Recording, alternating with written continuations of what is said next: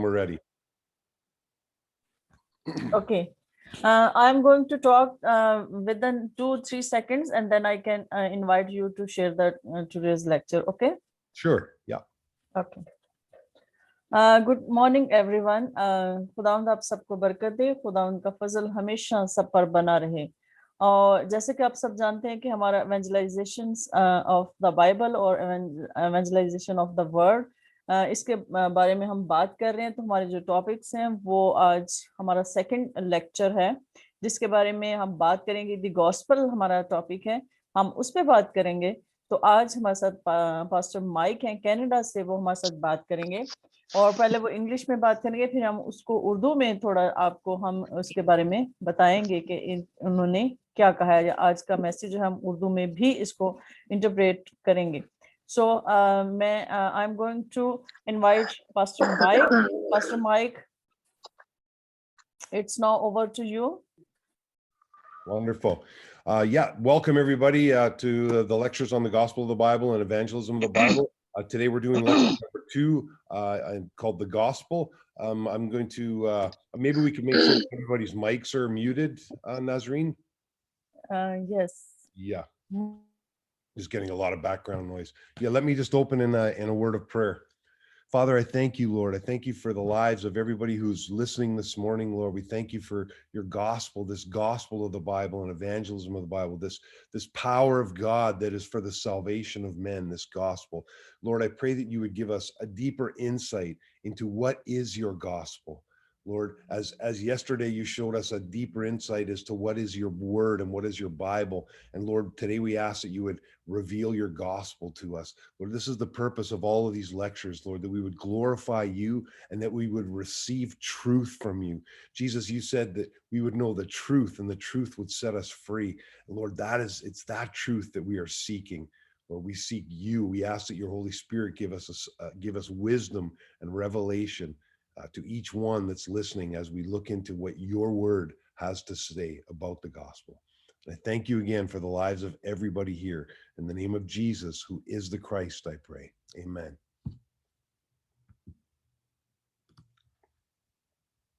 Amen. So, the gospel of the Bible.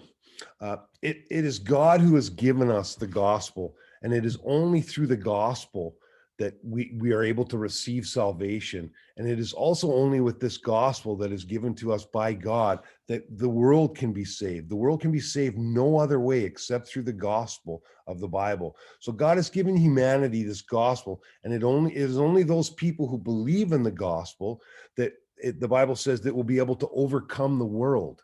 It is only by believing in the gospel of the Bible that we are able to overcome the world. Jesus said also that the gates of hell will not overcome us. If the church is built on the rock that Jesus is the Christ, he said the gates of hell will not overcome us, and also we will overcome the world. So let's take a look at what he said, what John said about that. Let's take a look in 1 John chapter 5, verse 4. And again, I'll try and give everybody enough time to take a look up the scriptures. So 1 John chapter 5, verse 4 says this. It says, "For whatever is born of God overcomes the world. And this is the victory that has overcome the world, our faith." So it says that through faith in the gospel, you will be able to overcome the world. To put it simply, God has given us the gospel, and we can overcome the world with the gospel. And we can save the world with the gospel. So in other words, we can say that God has put everything in the gospel. Everything is in Christ. The Bible says everything is held together in Christ. But, you know, if we take a look around us today, it seems like there are many different gospels being preached around the world. We see all kinds of crazy things going on television with these televangelists. We see these prosperity gospels. There are many different definitions of the word gospel, but the Apostle Paul said that there was one gospel, right? There was only one true gospel. So that's what we want to take a look at today. So point 1 in the lecture book says a different gospel. So we want to see what is the original gospel and what is not the original gospel. because it's very important that we understand the true gospel of the Bible, the gospel that Jesus preached, the gospel that Paul preached, the gospel that all the early church preached. Because if we know the true gospel, then we will easily be able to see and identify what is not a true gospel, all the false gospels.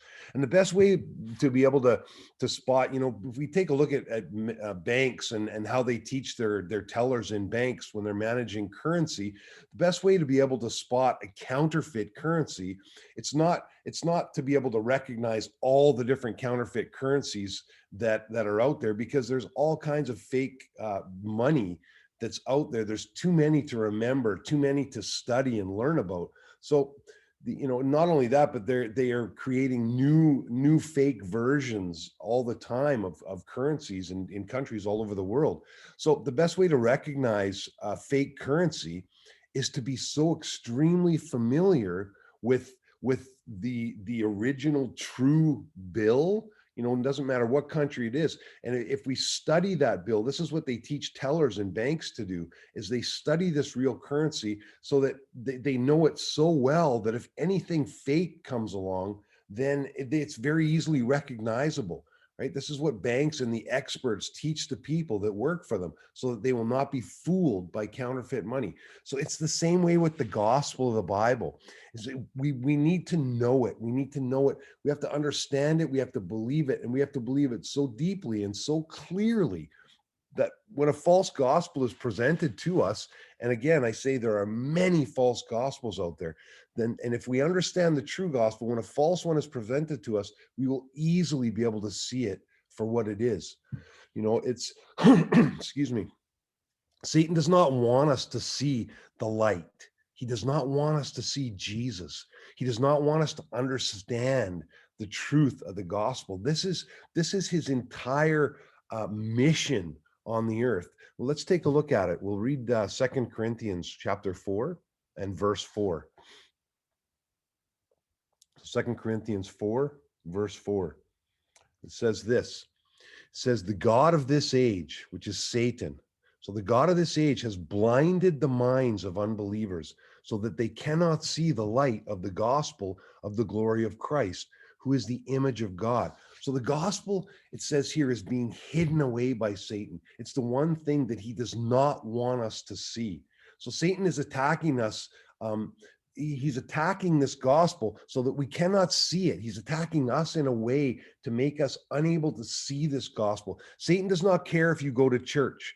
The Pharisees went to church. Satan does not care if you pray. The Pharisees prayed. Satan does not care if we read the scriptures. We have to remember that the Pharisees read the scriptures daily.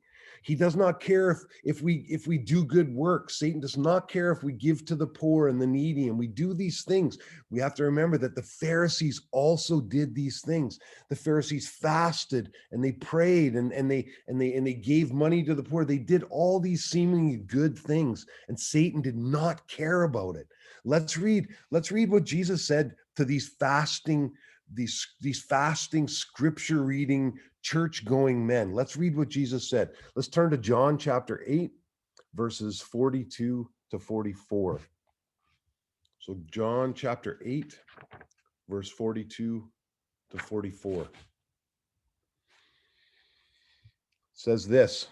Jesus said to them, if God were your father, you would love me. So he's speaking to the Pharisees. He says, if God were your father, you would love me, for I proceeded forth and came from God, nor have I come of myself, but he sent me. Why do you not understand my speech? Because you are not able to listen to my word.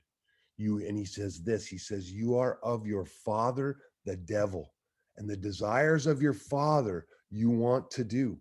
He was a murderer from the beginning and does not stand in the truth, because there is no truth in him. When he speaks a lie, he speaks from his own resources, for he is a liar and the father of it. So Jesus is telling these men, these scripture reading, praying, fasting men that are doing good works. He's telling these men that they are of their father, the devil.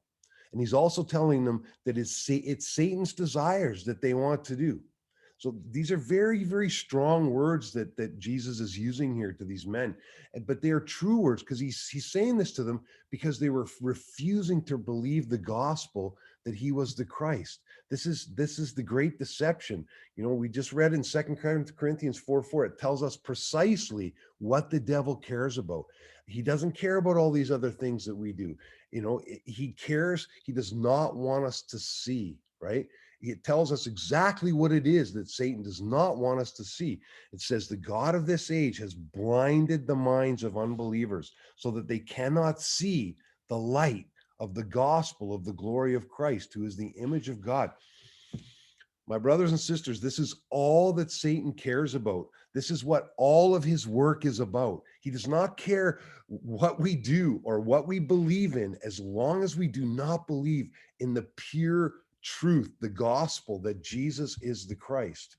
So let's take a look at we know that there was false gospels that were coming into the church. So let's take a look at Galatians chapter 1, verses 6 to 9. So Galatians chapter 1, verse 6 to 9. Paul says this. He says, I marvel that you are turning away so soon from him who called you in the grace of Christ to a different gospel, which is not another. But there are some who trouble you and want to pervert the gospel of Christ. Then he says, but even if we or an angel from heaven preach any other gospel to you than what we have preached to you, let him be accursed.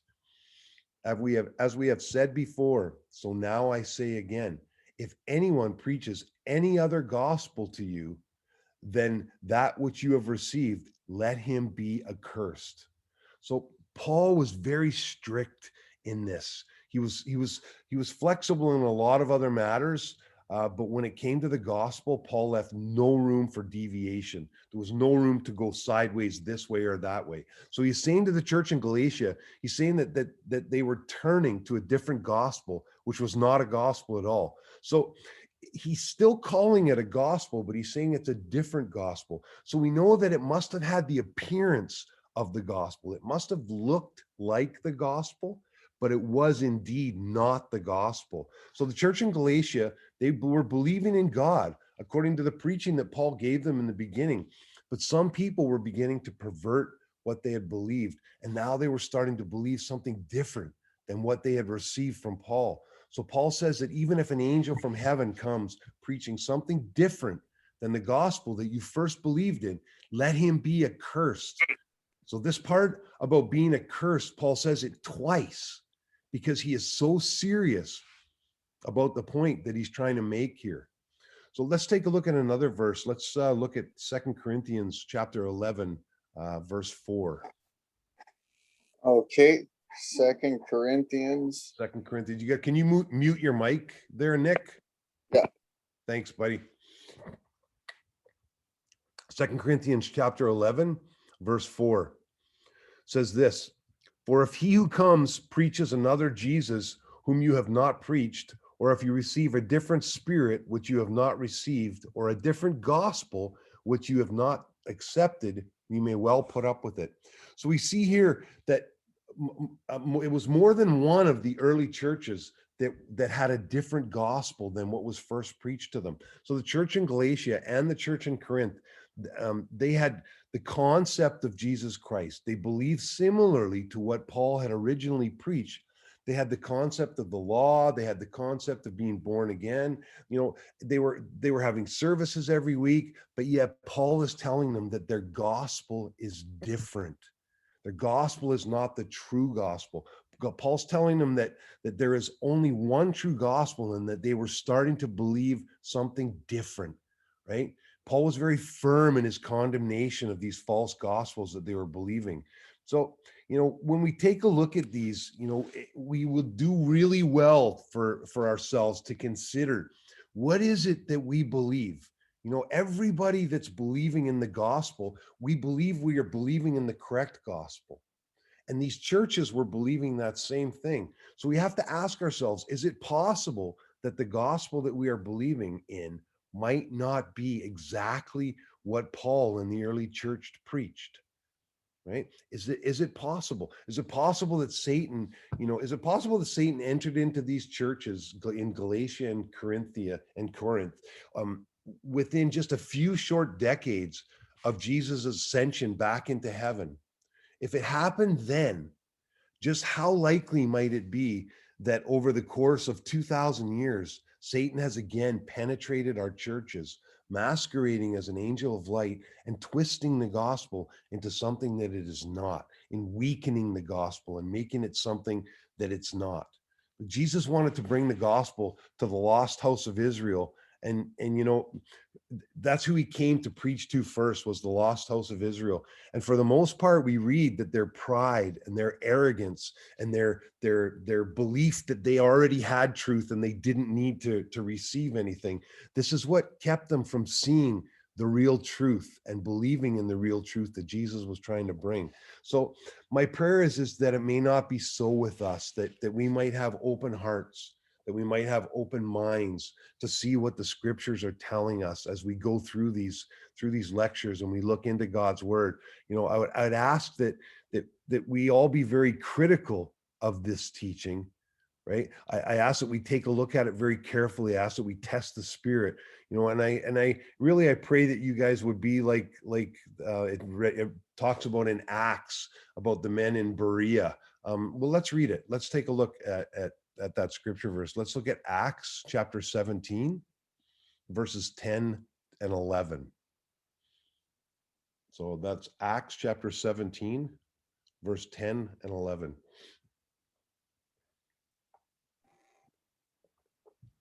It says this: Then the brethren immediately sent Paul and Silas away by night to Berea.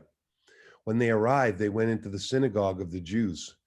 It says, these were more fair-minded than those in Thessalonica, in that they received the word with all readiness, and they searched the scriptures daily to find out whether these things were so, or you could say whether these things were true.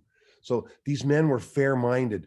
They did not receive the word from the apostles just simply because the apostles said it was so. It says they searched the scriptures daily to find out if what they were being told was the truth. Right? And this is my prayer for everybody that's attending these lectures and listening.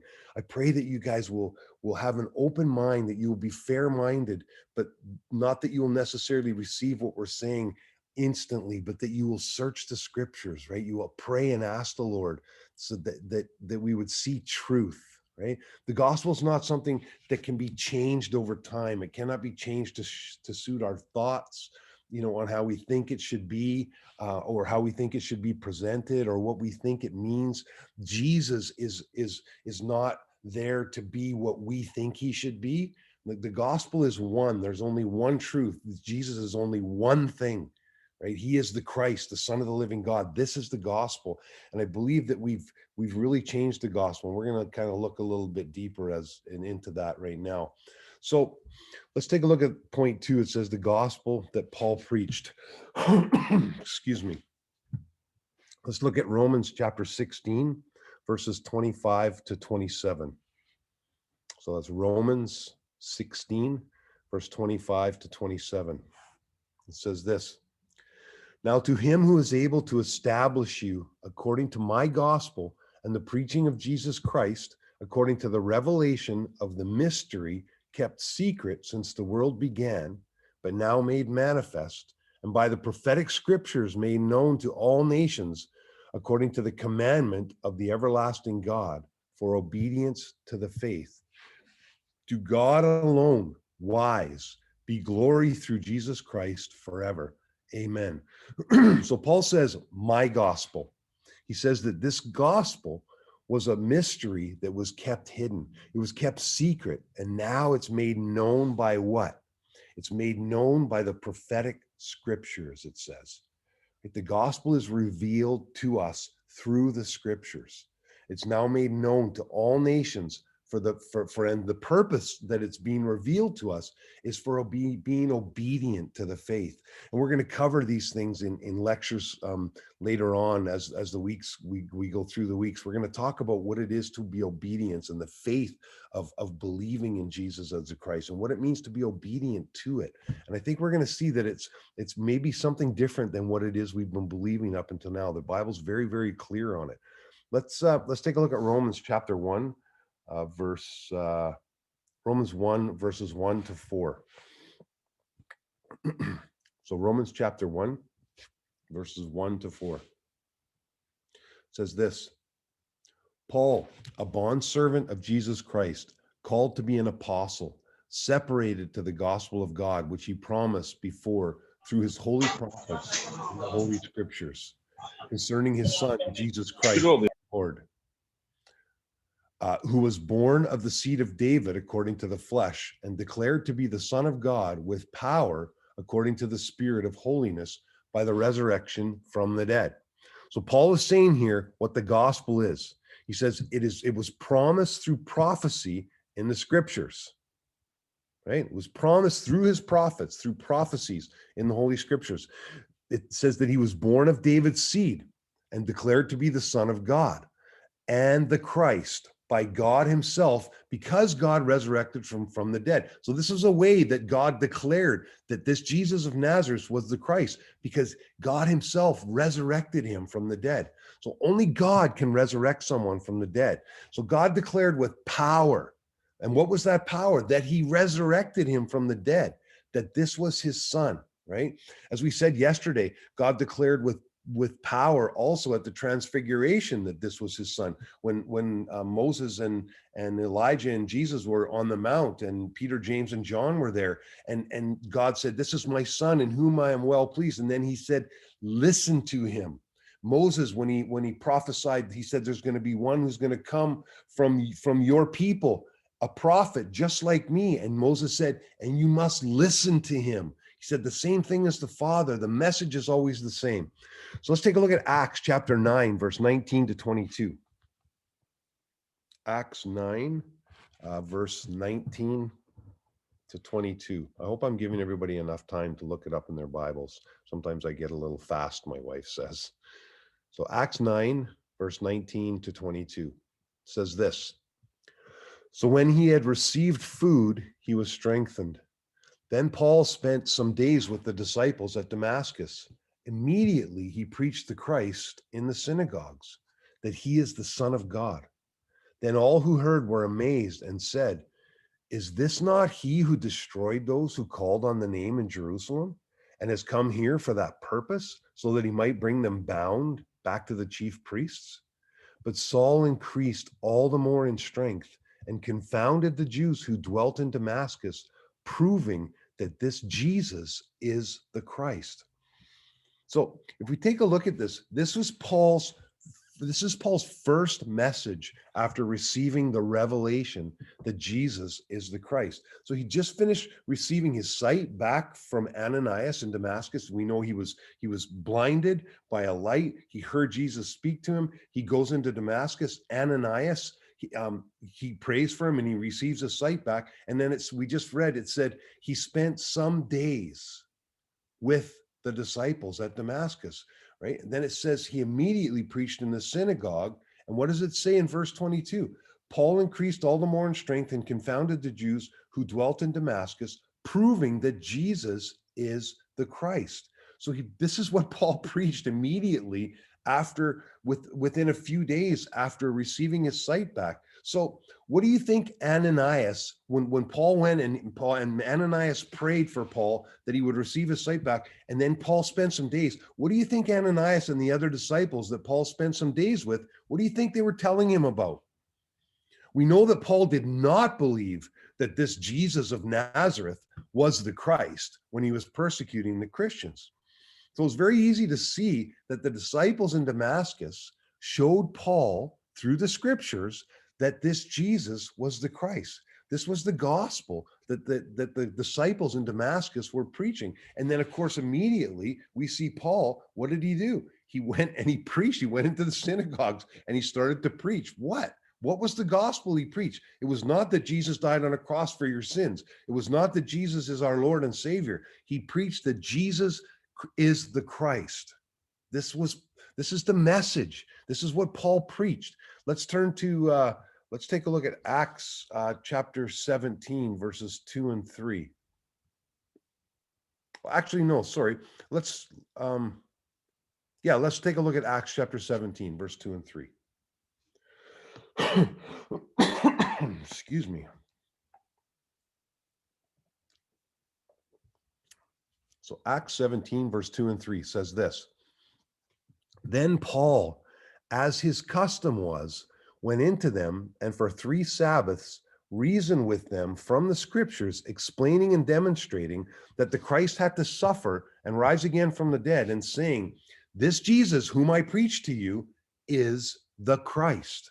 So this message that Paul's preaching in this chapter of Acts, theologians say that it was probably about 15 to 20 years between Paul's conversion and when he first was preaching in the synagogues, which we read in Acts chapter 9 and Acts chapter 17. So 15 to 20 years about has passed by of time from when Paul was converted.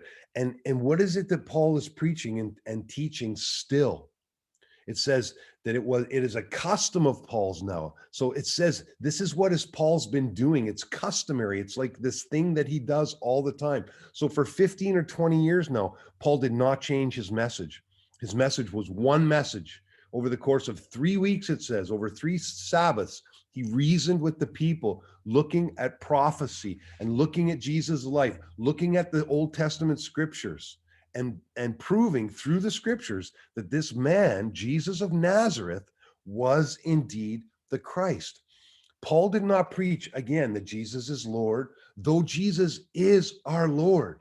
But Paul did not preach that Jesus is our Savior, though, again, Jesus is certainly our Savior. We know that the name Jesus means Savior.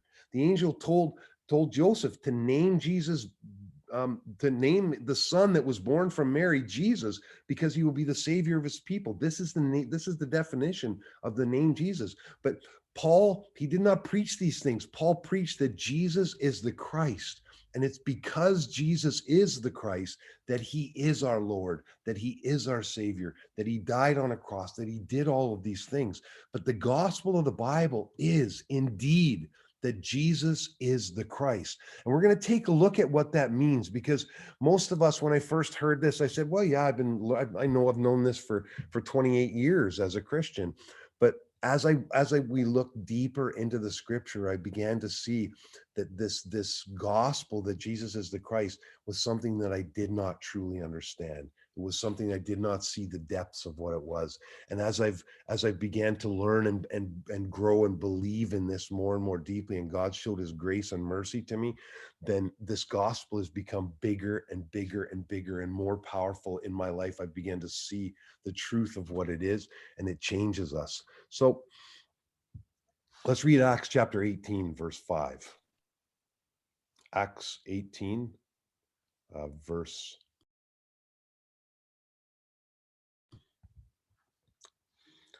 So Acts 18, verse 5 says this.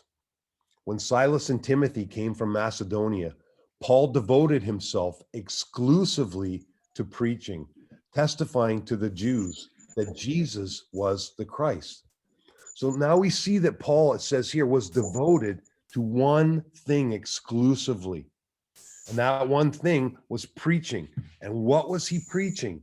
When preaching was the only thing that Paul was doing in Macedonia, what does it say? It says he was testifying to the Jews that Jesus was the Christ.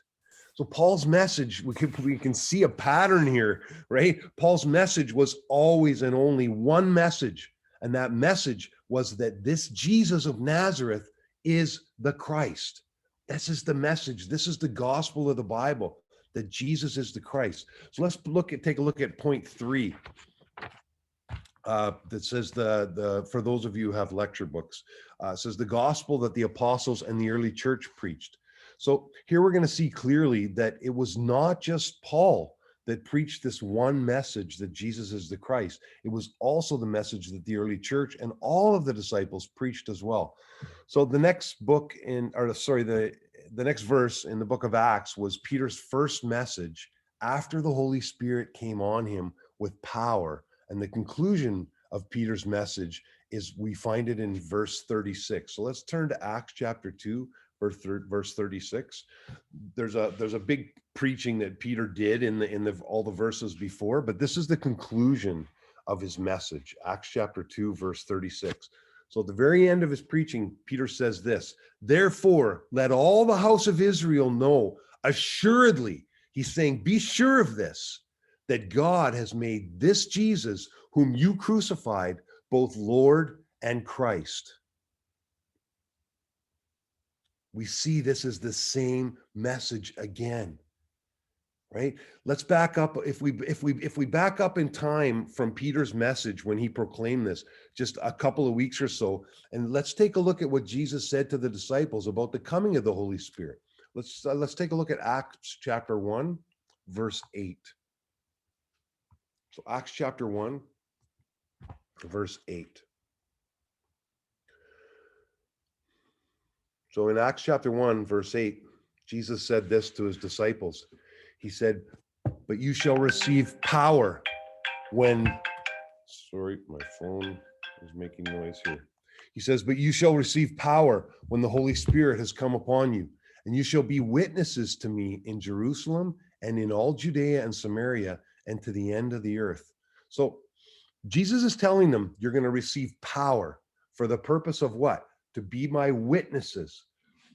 So Peter, having just been baptized in the power of the Holy Spirit, Peter having just received this Holy Spirit has come upon him, and Jesus said that he would receive power to be witnesses. And then we take a look, right?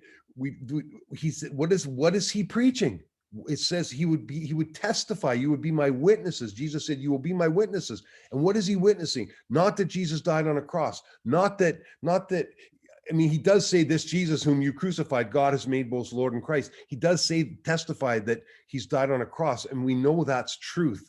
But at the end, he says, this Jesus whom you crucified, God has made both Lord and Christ. The same message that we see Paul preaching. This is the message that the Holy Spirit gave Peter power to proclaim as well. This is the same message that Jesus proclaimed. We're going to take a look at it. But let's take a look at Acts chapter 5, verse 42. This is one of my most favorite scriptures in the Bible. Acts chapter 5, verse 42. So Acts chapter 5, verse 42, it says this.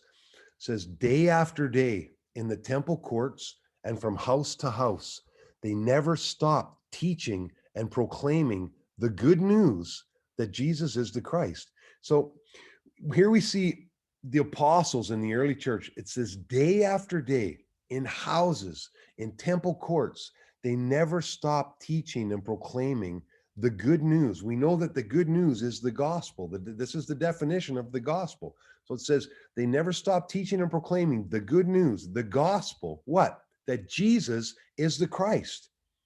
We see it here so plainly said. The good news is that Jesus is the Christ. The gospel of the Bible is that Jesus is the Christ. So we can see that it was not only in the early church, but also from house to house that they taught constantly that Jesus is the Christ. This is what we're teaching this morning here and yesterday, and over the next 5 weeks, we're going to be teaching. I'm in my house here and you are in your houses. And it says from house to house, we did not cease teaching and preaching this gospel, right? I went to church for over 30 years and I never heard the good news that Jesus is the Christ, the anointed one of God. I never understood. Nobody ever taught me that to be the anointed one of God meant that Jesus was the true and perfect king, the true and perfect priest, and the true and perfect prophet, the king that defeated Satan, the priest that shed his pure and perfect blood so that my sins are removed from me so far as the east is from the west, as we read in Psalms, and that Jesus is the prophet that made a new and living way for me to be reconciled back to the Father in a way that now I know and believe that God is truly with me. This is the good news. This is the good news that Jesus is the Christ, that he is the Messiah, that he is the anointed one of God. These three names are interchangeable. We have Messiah in Hebrew, we have Greek is Christ, and then in English or any other language, it is the anointed one. So this is what it means. So when we say Jesus is the Christ or Jesus is the Messiah, we can also say Jesus is the anointed one. And what that means, we're going to look at these things very deeply. We're going to do an entire lecture on the priest. We're going to do an entire lecture on the king. We're going to do an entire lecture on the prophet. And we're going to see what the scripture says in the Old Testament about Jesus being the king and what the kings in the Old Testament did, the anointed kings. And we're going to take a look at how it all comes together, this gospel. We're going to see it in great detail. So let's take a look at Acts chapter 18, verse 24 to 28.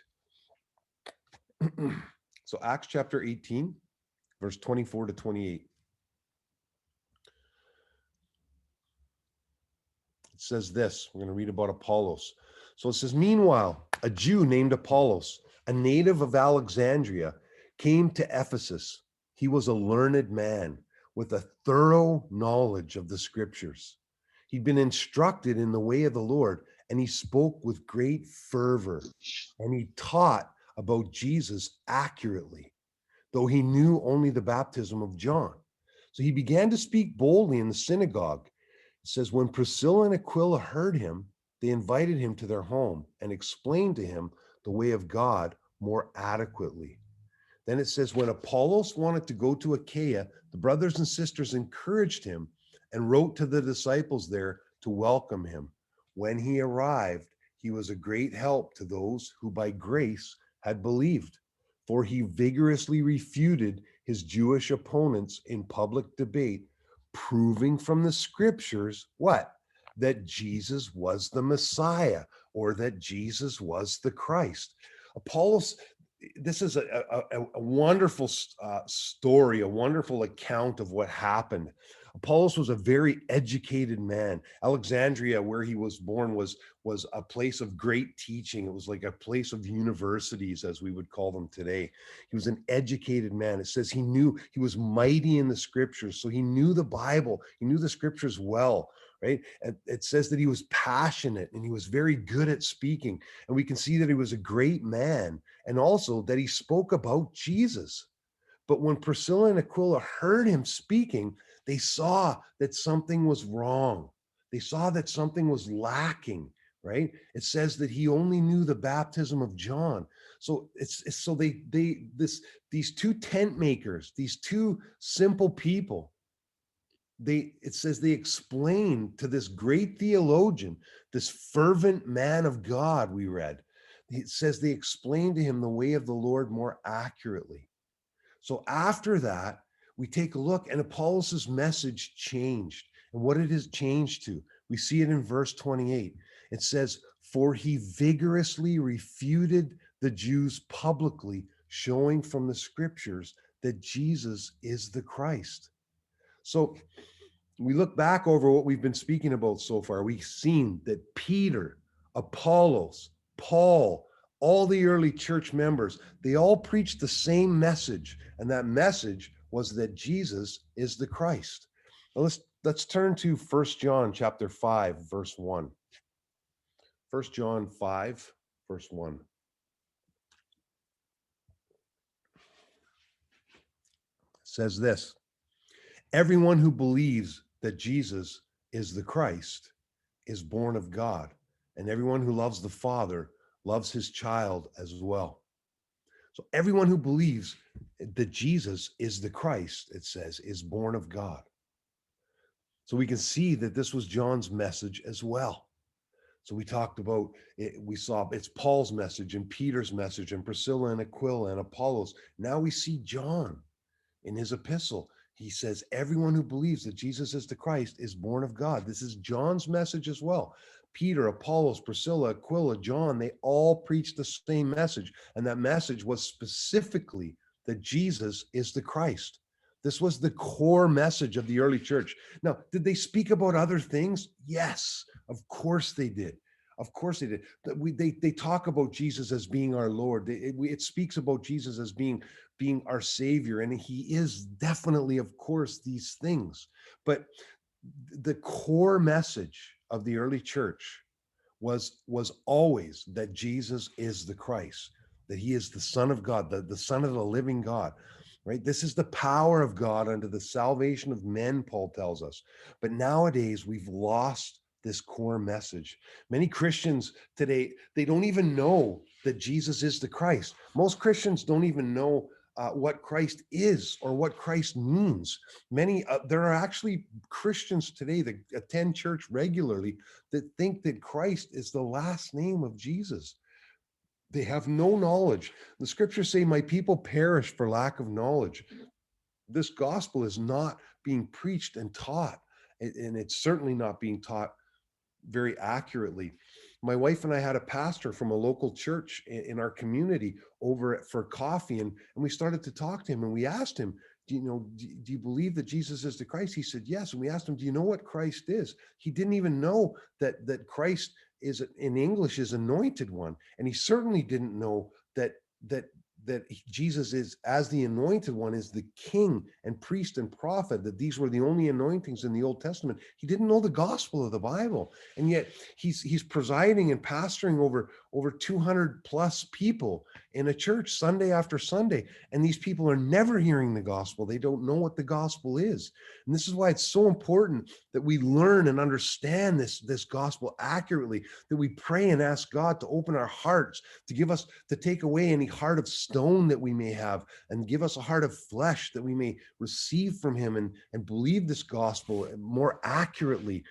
I find that you can ask 20 different Christians what the definition of the gospel is, and you will get 20 different answers. We've done this, right? But it was not like that in the early church. The early church had one message, and that message was that Jesus is the Christ and everything that encompassed, and that he solved that Christ solved every problem of mankind through his cross and resurrection, that he solved all of our spiritual problems, all of our physical problems, that when we believe that this Jesus is the Christ of God, then we no longer have any problems, because now we are with the Father, right?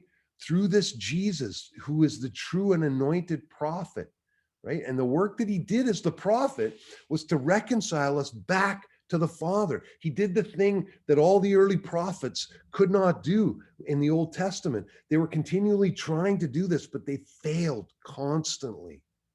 And that we needed this true and perfect prophet to make a new and living way for us to be with the Father. The Bible says that he made a new and living way through the veil that was torn, his flesh. That this through this cross and resurrection, that this is how he made a way for us to be with the Father. And this is something that we need to see clearly, and we need to believe deeply. But many people, although they believe in Jesus, although they say they believe in Christ, they say they believe differently.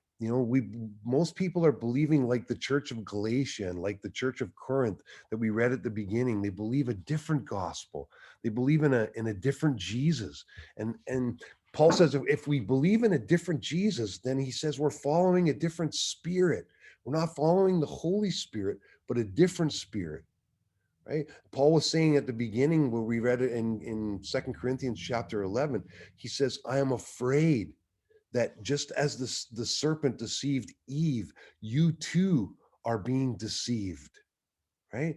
Paul said, do not be deceived. Do not listen to people who come to you and proclaim another Jesus. This Jesus might have the same name, but he is a different Jesus. And he says, to not accept them. The church has not been strict enough about what our definition of the gospel is. The gospel is now mixed with many things, right? And when we mix it with many things, it means that it's not the gospel anymore. Paul says they're coming to you with a different gospel, which is no gospel at all. It looks very similar. It sounds the same, but there's things that are changed within it, and the power is taken out of it. We read in the New Testament, it talks about people who have a form of godliness, but denying the power thereof. And Paul said the gospel is the power of God. So this is what they're denying, the gospel. right? But something different. It looks like the gospel, but it's not. So the early church is our model to follow after. The scriptures are our model. This is the only standard by which we can live, is the Bible, God's holy word. This is why we took a look at it in depth yesterday, to see what it is, what this word is, that it is the pure and living word of God, that it is flawless, that God has gathered it all together with his spirit, and there's no flaws within it. Nothing, no word lacks its mate. No prophecy of scripture lacks its fulfillment. Everything is pure and whole. And that's why we can trust the scripture. And that's why we need to look at it so closely. So let's look at the last point here, because we're getting close to our time. Point 4 says, what is the gospel of the Bible? So we've looked at this scripture already, but I'd like to read it again. So it's Acts chapter 5, verse 42. Acts chapter 5, verse 42 says this: day after day, in the temple courts and from house to house, they never stopped teaching and proclaiming the good news that Jesus is the Christ. So they never stopped teaching and proclaiming the gospel that Jesus is the Christ. This is the gospel of the Bible. This is the purpose of that all scripture is written. Let's take a look at John chapter 20, verse 31. John 20, verse 31.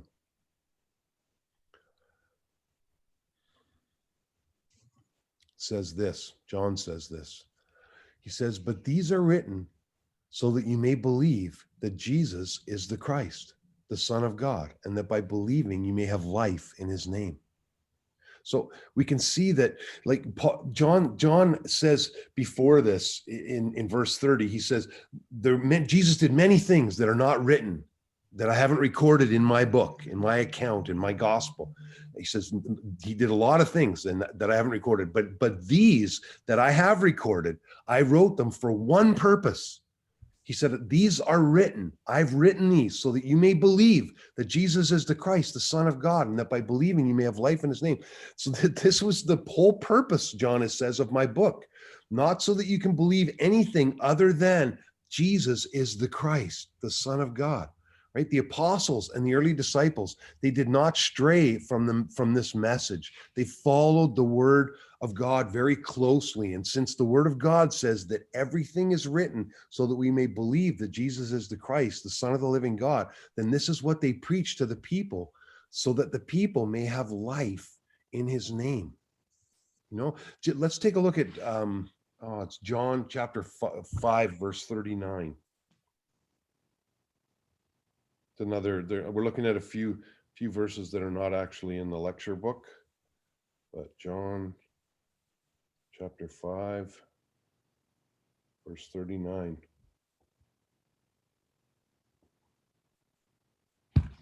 Just find it here. I'm sorry.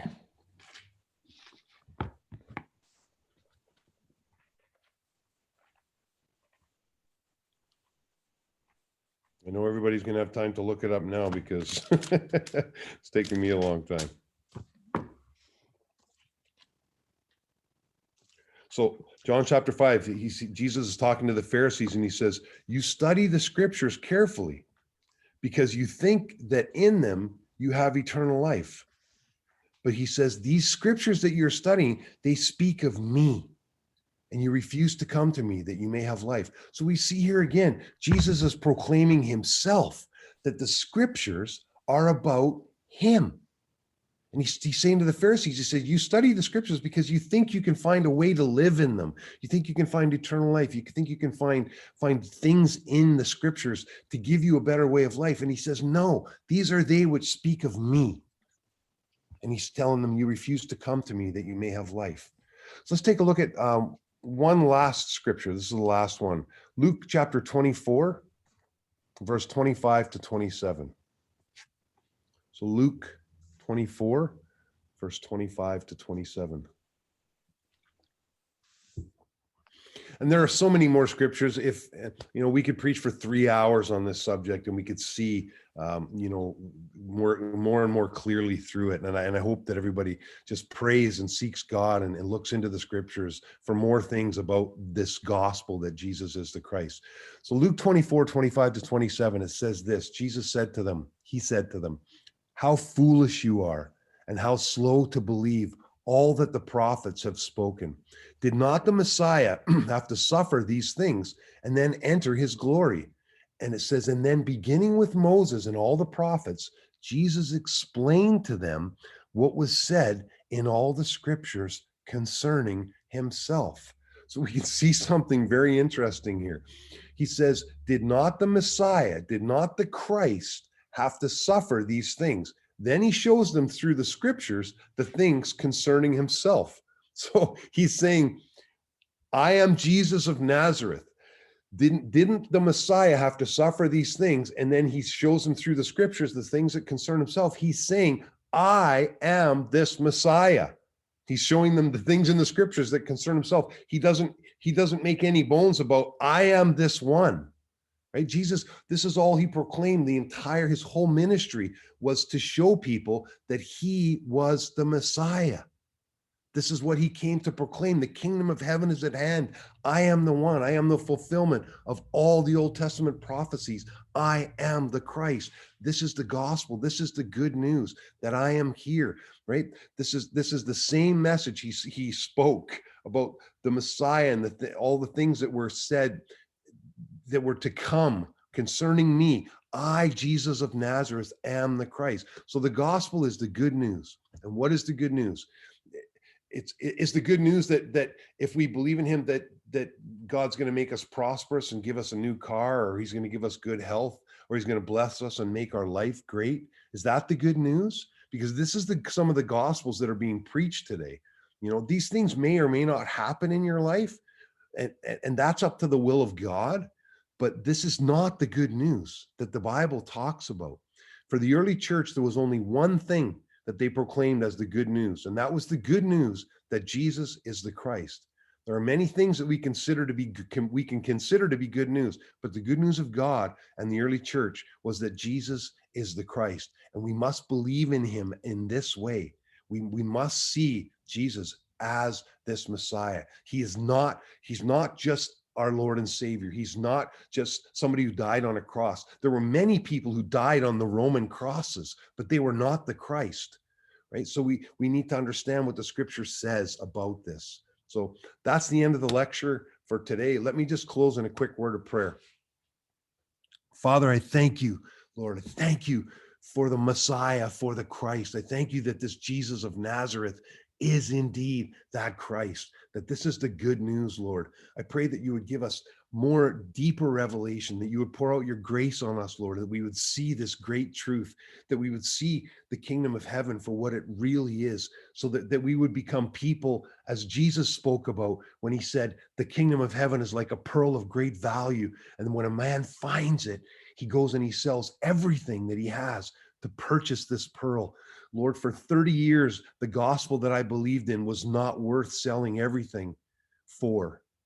And Lord, I pray that I thank you now, Lord, that you are revealing this true gospel to me, and that I can see the great, huge value of it, Lord, and that I want to purchase, I want to sell all that I have. And Lord, I pray that for everyone that's listening today, Lord, that you would reveal this gospel to them in such a deep way, Lord, that we would see the truth of what the kingdom of heaven is, of this gospel, that you are the Christ, and that we would see it in such a way that we would sell everything, that we would do as those in the early church did, Lord, that they would live their lives, that we would live our lives for you, that our lives would be about nothing but preaching daily in house to house and in the temple courts, that you are the Christ, the Son of the living God. Give us an understanding, Lord, a deep understanding of your word as we continue through these lectures over the coming weeks. And I thank you for this in the name of Jesus, who is the Christ. Amen. Amen, brother. Thank you, brother, for this wonderful mystery. This is a mystery, and we cannot understand without the Holy Spirit, without the help of Holy Spirit. Amen. And thanks God that he has given us this revelation. And thank you, brother. And now we will do it in Urdu. If you want to quit, you can. If you have time, you can attend it. It's up Sure. to you. So just all the English speaking people who don't understand Urdu, Nasreen's gonna give it to a bunch of people that are tuned in from Saskatchewan and Washington State and stuff. So the rest of us can sign out, and God bless you guys all, and we'll see you tomorrow morning. Okay, see you tomorrow morning, and I will send the link, Zoom link, and I will operate everything. So Brother Mike, do not get any hesitation or any problem to connect the people. Okay. Thank you so much. It works very good. The link that you sent yesterday worked wonderful. Thank you again. Okay, thank you. Okay, Okay, thank you all of you. If you want to, God bless you all. can. Okay. Thank God bless you. God bless you. God bless you. Okay. Thank you. अब हमारे जितने भी बहन भाई हैं, मैं जानती हूँ कि हम सब जो हैं पढ़े लिखे हैं और खुदावंद ने हमें समझ बख्शी है, और हम इस बात को जो है वो जानते हैं कि भाई ने क्या कहा है। लेकिन फिर भी हमारे जो उर्दू बोलने और समझने वाले हमारे जो यूट्यूब पर हमारे जो ज्यादातर हमारे पार्टिसिपेंट्स या हमारे लोग जो हमें उर्दू समझने वाले हैं, हम उनके लिए सिस्टर नुसरत से मैं कहूँगी कि इसको जो है वो शॉर्टली इसको बयान करें कि what is the true gospel, कि सही जो सच्ची खुशखबरी है वो क्या है। तो आजकल कौन सी खुशखबरी जो है वो फैलाई जा रही है और किसकी प्रीचिंग हो रही है, और जो बाइबल के मुताबिक जो अर्ली चर्च है जिसकी प्रीचिंग करता था वो कौन सी है। तो सिस्टर नुसरत हमें इस पे बात करेंगी आज। खुदावंद में आप सबकी सलामती हो। May his peace, love, mercy, grace, Holy Spirit be with us all. तो आज का जो लेक्चर था वो लेक्चर था कि ट्रू गॉस्पेल, कि अच्छी और जो सच्ची खुशखबरी या सच्ची बशारत क्या है। क्योंकि सच्ची बशारत यही है कि पहली सदी में जो सारे डिसाइपल्स थे, जैसे कि आप देख सकते हैं कि उस वक्त चर्च नई बर्थ थी, तो कितना टफ था उनको लोगों को प्रीच करना कि भी सच्ची और ट्रू बशारत यही है कि यीशु मसीह ही मसाया है। क्योंकि आजकल उस दौर में भी बहुत सारे लोग ऐसे थे कि जिन्होंने अपने अपने गॉस्पेल्स बना लिए थे और वो अपने ही गॉस्पेल्स प्रीच करते थे अपने ही तरीके से। लेकिन अच्छा मतलब ट्रू गॉस्पेल तो यही है कि हम आज जो ट्रू चर्च है वो इसी पे कायम है कि वो उनको प्रीचिंग ये करनी चाहिए कि मसाया ही, जो खुदावंद यीशु मसीह ही मसाया है, सेवियर है। क्योंकि उस वक्त ये था कि जूश जो थे वो इस चीज को कबूल नहीं करते थे, तो इसलिए पाल और जो उसके साथी थे और जितने सारे रसूल थे वो सब यही प्रीच करते थे, उनको यही बताना चाहते थे कि तुम लोग मतलब ठीक है कि यीशु मसीह के आने के बाद तुम लोगों ने अपने अपने गॉस्पेल बना लिए हैं, लेकिन उनके बजाय बल्कि एक ही सच्चा गॉस्पेल है, एक ही सच्ची बशारत है कि यीशु मसीह ही मसीहा है और इसी ही की प्रीचिंग करो। क्योंकि जब हम बेसिक कॉन्सेप्ट को नहीं मानते तो हम ट्रू गॉस्पेल को नहीं मानते। जैसे कि उसने बहुत सारे लेक्चर्स में, हेलो जी आप बोलें। अच्छा, जैसे कि उन्होंने बहुत सारे बाइबल से हवाले हमें दिए, जैसे कि आप पढ़ सकते हैं कि डिफरेंट गॉस्पेल उसने जो कि पढ़ा कि the god of this age, वो कहता है कि इस जमाने का जो खुदावंद है, जो शैतान है, उसने तुम्हारी आंखें के he has blinded the mind of unbeliever so that they can not see the light of the gospel of the glory of Christ who is the image of God. कि आज के खुदावंद ने, जो कि शैतान है, जो जमीन का खुदावंद है, वो शैतान है जिसने हमारी आंखें बंद कर रखी, जिसने बिलीवर अनबिलीवर की भी आंखें बंद कर रखी हुई हैं, क्योंकि वो इस चीज को, गॉस्पेल की जो अच्छी खुशखबरी है, उसको मतलब देख नहीं सकते, खुदावंद यीशु मसीह की उस ग्लोरी को, कि वो ही एक इमेज, खुदावंद का इमेज है। आगे फिर उसने गलेशियन में उसने बताया है कि गलेशियन चैप्टर 1 verse 6 to 9 उसने पढ़ी थी कि I am astonished that you are so quickly deserting the one who called you by the grace of Christ and are turning to a different gospel. कि मैं इतना हैरान हूँ कि तुम इतनी जल्दी इस चीज से मुड़ गए हो कि उस ट्रू गॉस्पल से, कि जो कि मतलब कि तुम डिफरेंट गॉस्पल, यीशु मसीह की उस फजल जो हम पे हुआ है यीशु मसीह के वसीला से, उसी मसाया के वसीला से, कि तुम इतनी जल्दी इस गॉस्पल से टर्न अवे हो गए हो, मुड़ गए हो, which is really no gospel of at all, कि जो कि gospel नहीं है. आज जो ट्रू गॉस्पल्स है, जो कि फॉल्स प्रॉफिट हैं हमारे, कितने आज इस दौर में भी कितने प्रीचर्स हैं कि जो इस चीज को प्रीच कर रहे हैं कि मतलब वो प्रॉस्पेरिटी, वो हीलिंग मिनिस्ट्री पे जा रहे हैं वो, और बहुत तरह तरह की उनकी डॉक्ट्रिन्स हैं, जिन्होंने अपनी अपनी एक एक की डॉक्ट्रिन्स बना ली है, लेकिन वो लोगों को सही तालीम नहीं दे रहे कि उनको तालीम यही देनी है, लोगों को यही बताना है, लोगों को यही उम्मीद देनी है कि यीशु मसीह ही सेवियर है, दुनिया का मसाया है, और वही हमारी खातिर आया है, और उसी की ग्लोरी को हमने कबूल करना है एज ए मसाया. तो मतलब फिर आगे चल के उसने करंथियन में, 2 करंथियन में उसके 11 चैप्टर में 4 में उसने कहा कि for if someone comes to you and preaches a Jesus other than the Jesus we preached, or if you receive a different spirit from the one you received, or a different gospel from the one you accepted, you put up with it easily enough. उसके कहने का मतलब कि आज कोई आपके पास आके कुछ डिफरेंट तरीके का गॉस्पल आपको सुनाना शुरू कर दे डिफरेंट स्पिरिट से, तो मतलब उसका कहने का मतलब है कि जो कि हमने प्रीच किया है, हम तुम लोगों को बार बार ट्रू गॉस्पल प्रीच कर रहे हैं कि यीशु मसीह ही मसाया है, और इसी पे चर्च की बेस है, और इसी को हमने लेकर आगे चलना है.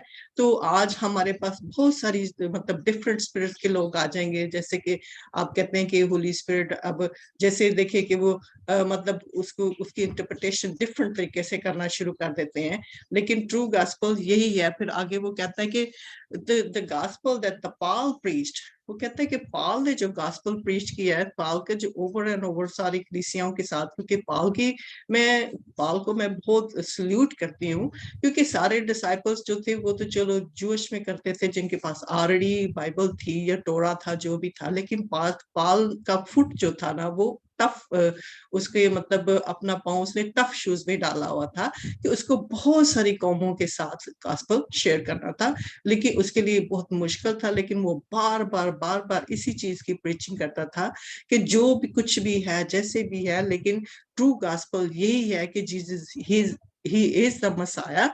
तो हमें पाल की उस प्रीचिंग को लेकर चलना है. आज अगर हम सारे सर्वेंट हैं तो हमें उसी को लेकर चलना है और लोगों को बताना है, यही बताना है.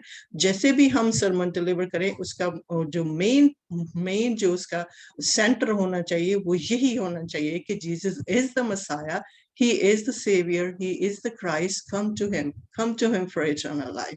उसपे बहुत सारे उसने हवाले दिए थे, Roman 16:25-20 verse, Roman 1 chapter 1 to 4 आप लिख लें. उसने फिर रसूलों के माल चैप्टर 9 उसकी 22 आयत में उसने बताया कि साउल जो है कि वो दिन ब दिन किस तरह मतलब टेंपल में जाके, सिनागाग में जाके, और वो हर दिन, हर रोज और हर जगह, हर सिनागाग में जाके यही प्रीचिंग करता था कि जिस जीसस को तुमने मतलब यही वो मसाया है जिसके बारे में प्रोफेसीज हुई थी, इसी पे ईमान लाओ. रसूलों के माल को आप पढ़ सकते हैं, रसूलों के माल 17 बाब उसकी 2 से 3 आयत आप पढ़ सकते हैं, और रसूलों के माल 18 बाब उसकी 5वीं आयत को आप पढ़ सकते हैं कि किस तरह जो पाल के साथ उसके टिमोथी, साइलस और जो मैसेडोनिया जो कि ग्रीस में है, कि वो वहां से आए थे, कि पाल मतलब पूरे एशिया में किस तरह उसने ये गॉस्पल की प्रीचिंग की कि ट्रू गॉस्पल यही है कि जीसस इज मसाया. सो तो देन अर्ली चर्च में भी जितने सारे हमारे रसूल थे वो इसी मेन यही सेंटर था मतलब प्रीचिंग का कि Jesus is the Messiah, Jesus is the saviour, Jesus is the God. तो टुडे आज हमारे जो हमारे भाई हैं सारे, उन सबको जो कि प्रीचिंग करना चाहते हैं, वो ये इस चीज को ये ना हो कि एक बाइबल की एक आयत को ले लें और उसी पे प्रीचिंग, उस पे अपना चर्च बना लें.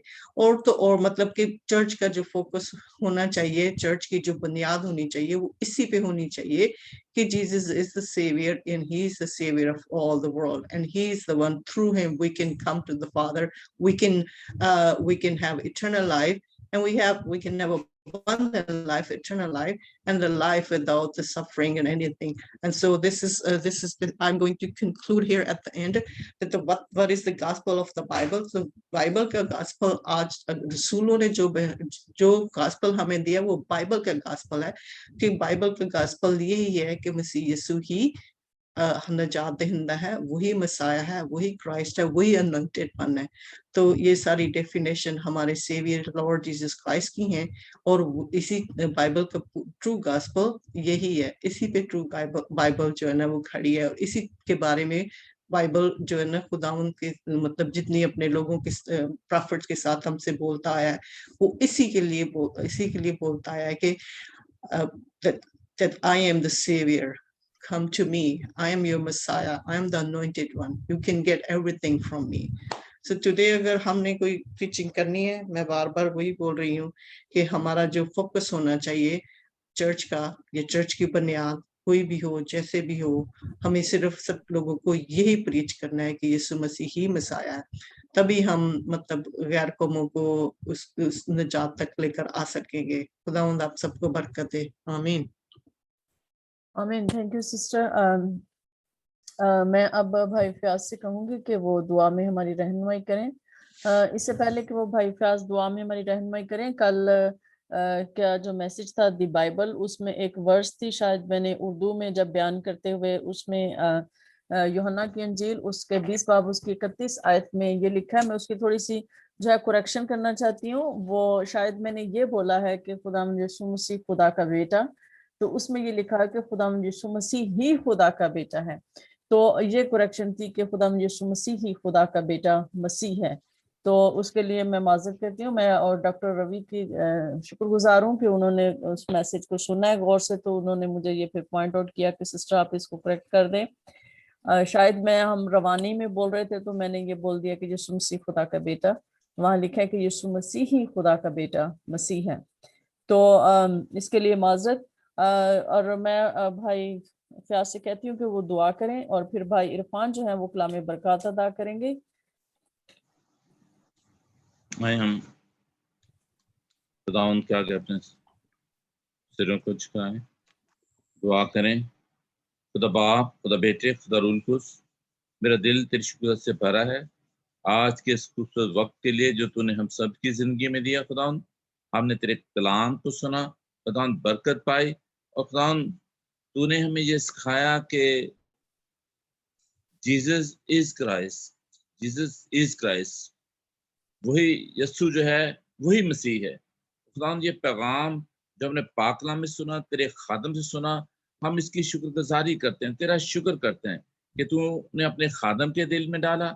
तेरा खुदावंद जो है रूल कुद्स की कुदरत से बोला, रूल कुद्स की हिदायत से बोला। हम तेरा शुक्र करते हैं सुना सी।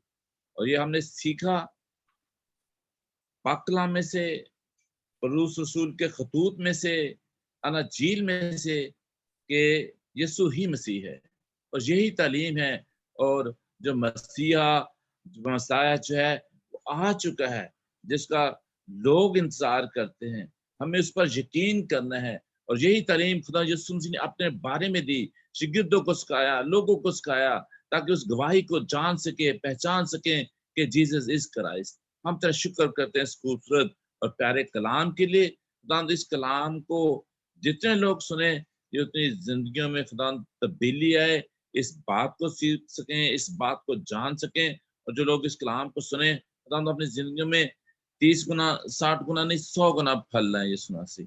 और जितने मेरे प्यारे भाई खुदा सिर्फ जूम मीटिंग में हैं, जितने खादम पास्टर्स जूम मीटिंग में खुदा, हम उनके लिए बरकत की, सेहत की, तंदुरुस्ती की दुआ करते हैं। खुदा तूने अपनी कलाम की मनादी के लिए, प्रीचिंग के लिए खुदा और ज्यादा इस्तेमाल कर। इस तरह होली सिटी मिनिस्ट्री के लिए खुदा इसकी हदों को या भी इसकी हदों की तरह बढ़ा।